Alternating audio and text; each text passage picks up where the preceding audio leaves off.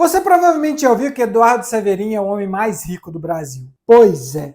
Mas e se eu te dissesse que isso é uma grande mentira? Então fica comigo até o final porque eu vou te contar os detalhes sobre a fortuna de Eduardo Saverin que pouca gente comenta. E também eu vou revelar quem são realmente os brasileiros mais ricos de 2025. Hey, Lucas aqui! E agora que você já é inscrito nesse canal, claro, né? O quê? Você ainda não é inscrito? Por qual motivo? Então inscreva-se, porque aqui você descobre a verdade sobre como os homens mais ricos do mundo realmente fazem seu dinheiro. Eduardo Saverin foi eleito novamente pela Forbes o homem mais rico do Brasil, com uma fortuna de aproximadamente 34,5 bilhões de dólares. Algo que, com base na cotação atual, gira em torno de 200 bilhões de reais. Agora me conta nos comentários o que você faria com 200 bilhões de reais. Mas cá para nós, por mais que ele tenha os méritos por ter ficado bilionário, ele não poderia ser considerado um bilionário brasileiro. O cara saiu daqui do Brasil faz tempo e ele nem pretende voltar. Para você entender melhor o porquê ele não pode ser considerado o homem mais rico do Brasil, você precisa entender a real história do Saverin. Eduardo Saverin nasceu em São Paulo em 1982, mas a sua família mudou para os Estados Unidos quando ele ainda era uma criança. Ele estudou em Harvard, onde conheceu Mark Zuckerberg e cofundou, junto com o Zuckerberg, o Facebook em 2004. Só que, diferente do que muitos pensam, o Saverin não ficou muito tempo no Facebook.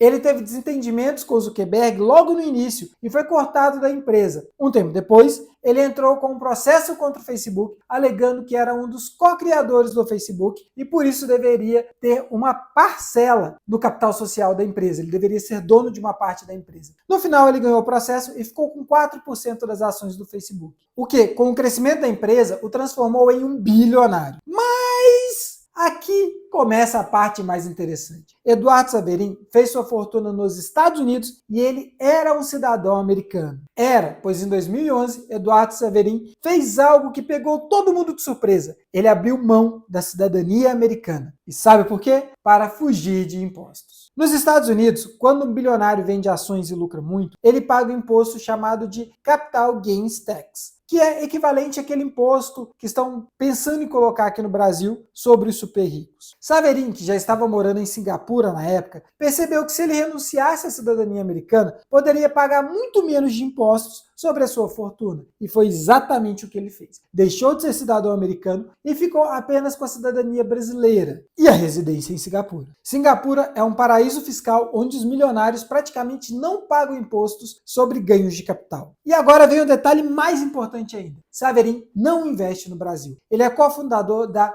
B Capital, um fundo bilionário que investe em startups de tecnologia. Mas a maioria dessas startups são americanas e asiáticas. Ele vive em Singapura, longe do Brasil e dos Estados Unidos. Seus negócios estão na Ásia e nos Estados Unidos. Quase nada aqui no Brasil. Então me responde, ele é mesmo o brasileiro mais rico ou é apenas um cara nascido no Brasil que faz a fortuna fora e nem olha para trás? Agora vamos ver quem são realmente os bilionários brasileiros. Aqueles que ainda têm negócios por aqui ou vivem aqui. Tirando o Eduardo Saverin, nós temos Vic Safra e família, que são donos do Banco Safra, com uma fortuna estimada em aproximadamente 20,7 bilhões de dólares. Logo após Vic Safra e família, temos Jorge Paulo Lemann, que tem um grupo de empresas. Entre as mais famosas estão a Ambev, e a fortuna dele é avaliada em aproximadamente 17 bilhões de dólares. Depois nós temos David Vélez, CEO do Nubank, com aproximadamente 10,7 bilhões de dólares. Em quinto lugar, nós temos Carlos Alberto Sucupira, sócio de Jorge Paulo Lemann, que tem uma fortuna aproximadamente de 7,6 bilhões. Depois do Carlos Alberto Sucupira,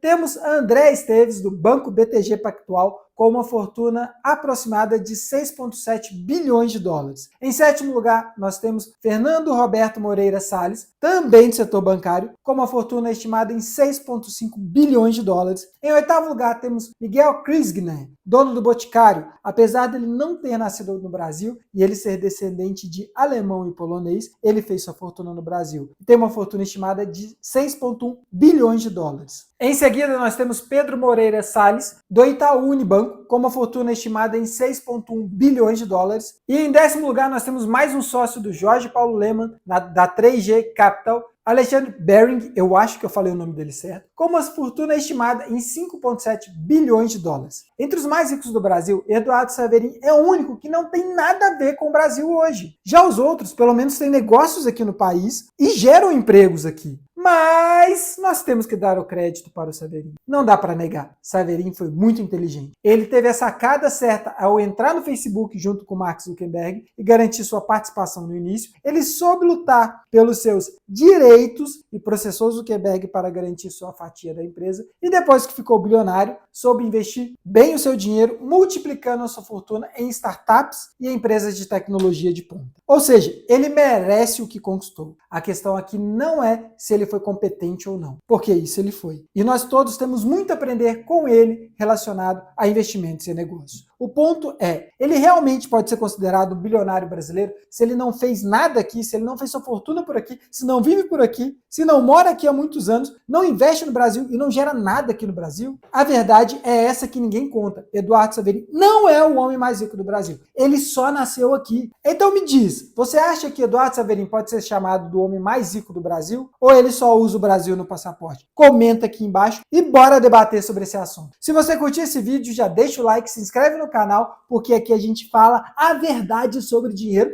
negócios e riqueza sem enrolação. E agora eu vou deixar um outro vídeo aqui do lado que eu recomendo muito que você assista, pois vai te ajudar na sua caminhada rumo aos múltiplos milhões. Um grande abraço e até o próximo vídeo.